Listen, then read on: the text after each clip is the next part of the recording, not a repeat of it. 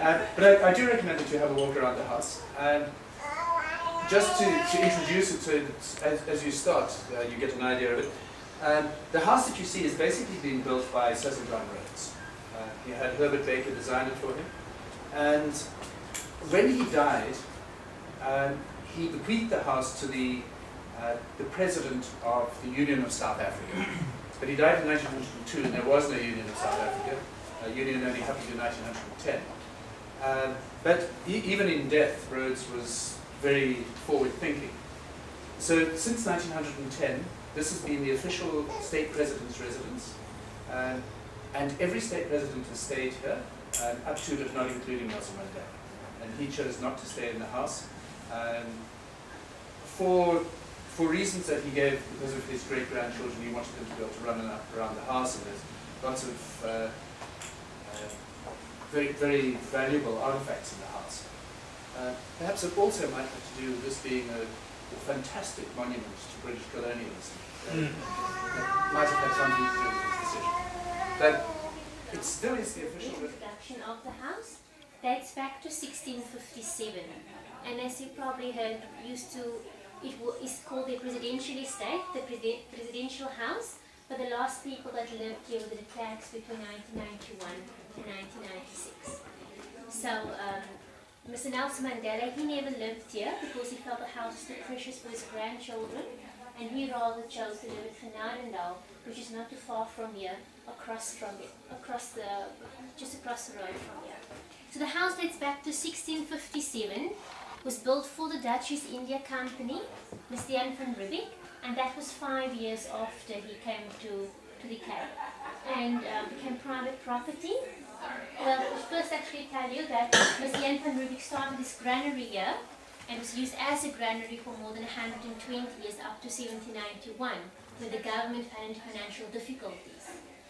The land was sold, and the very first owner was Mr. Christian Herold that bought the house, and because he had a large family, transformed the house into a private dwelling house. The house have changed hands several times with different owners, and it used to be a flat-roofed house, very much different of how it looks today. Cape Georgian in the neoclassical style. And the name have changed, the style have beautiful collections. We have 14 armoires in here, 14 fireplaces, 7 long case clocks, 7 bedrooms, 7 replicas of a Zimbabwean bird, because 7 was a significant number, and Rhodes repeated several times throughout the house. Quite interesting. I'd like to show you the sections that have, the original sections have Burmese teak panels, and the sections added have whitewashed walls. So it's easy to distinguish which parts are original and which parts are added. This was called the drawing room, and it was a drawing room for quite some time. And when Rhodes lived here, this was the most extravagant room of all the rooms. Like we know, his guests used to be King George, Queen Mary, the Duchess of York. Later on, women associates met in here, cricket and rugby teams. But unfortunately today we don't use this room or the house at all. Whatever functions we have is always in the back veranda outside. So, drawing room, the men used to smoke in that section, so we call it the smoking room. And Burmese teak panels. And above the teak panels we have leather paneling. Leather paneling that dates to 1680. We call it Cordova, Spanish paneling, and was still fashionable in the 8th century when the Moors conquered Spain. That's why it's called Cordova, derived from the place Cordova. It was a gift to Rhodes by a Duchess Alva. And this is a Flemish tapestry, one of a set of 4, designed and woven in Brussels in 1680. If you think it's a textile that's 325 years old, and it is still here, it's made of silk and wool. That is very, very precious. This one depicts Europe, and definitely without the flash there, hey? Yeah. This one depicts Europe, and the scene is set in the palace gardens of Brussels, and the lady enthroned as Europe is Archduchess Maria von Habsburg. And everybody to the left represent the continent of Europe, and on the right hand side you've got the British Lion and 2 princesses, Mary Tudor and Elizabeth.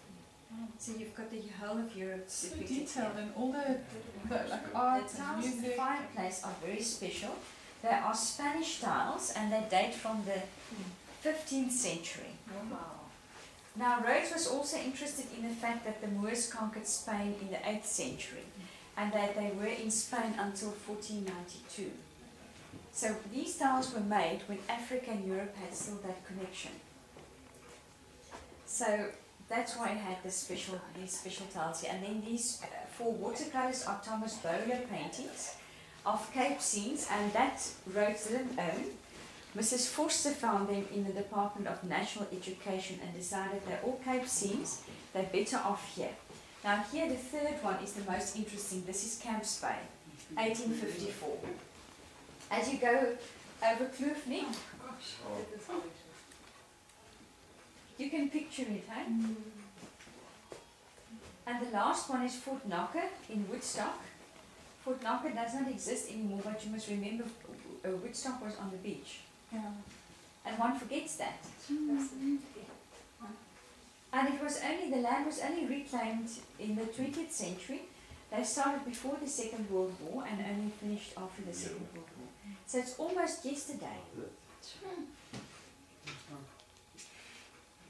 Diamond mines and gold mines. And then those. But the reason that he went to Oxford is Cambridge was the place that you went to if you were interested in law, if you were interested in science, and you went to Cambridge, to Oxford if you were interested in business and in government. And Rhodes spent a significant part of his time while he was at Oxford, not in lectures. He eventually did get his degree, but he spent most of his time at the rowing club, at the rugby club, at social venues, because what he wanted to do was to meet with and get to know the movers, the future movers and shakers of the British Empire. So he really was the ultimate networker, and he used his network to amazing effect. In the fact that he was able, in his very short lifetime, to acquire what he did was purely because he was able to network and use the talents of other people.